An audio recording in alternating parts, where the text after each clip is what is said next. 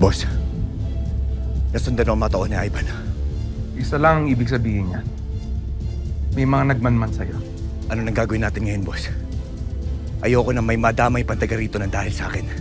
Aalamin ko kung anong alam nila tungkol sa'yo. Huwag kang mag-alala. Kasama mo ako sa laban mo. Magpapapunta ako ng mga tao dyan para linisan ang mga nangyari dyan ngayon.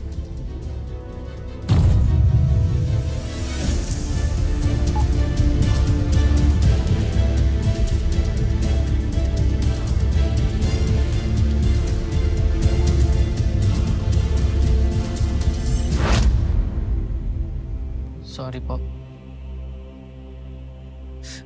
Mali po ako. Nagpadala po ako sa galit. Sana mapatawad niyo po ako.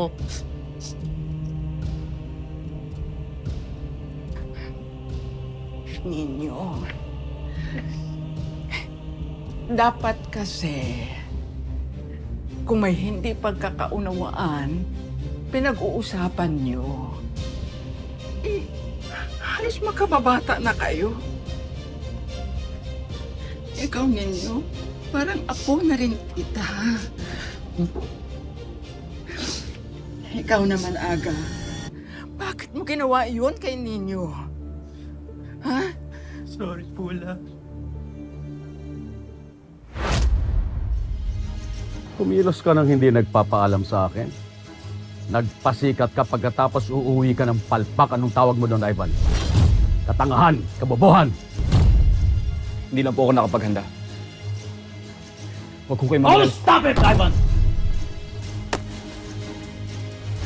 You are such a disappointment. Napakasimple ng gusto kong mangyari. Hindi mo magawa! Hindi na po maulit. Talagang hindi na maulit, Ivan. Dahil ibibigay ko ng trabaho sa iba. Ano po ibig? Inalok ako ni Maya.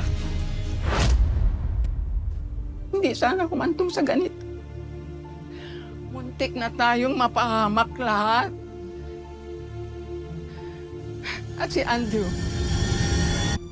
paano ang buhay niya? Ha? Maibabalik pa ba yun? Hindi na!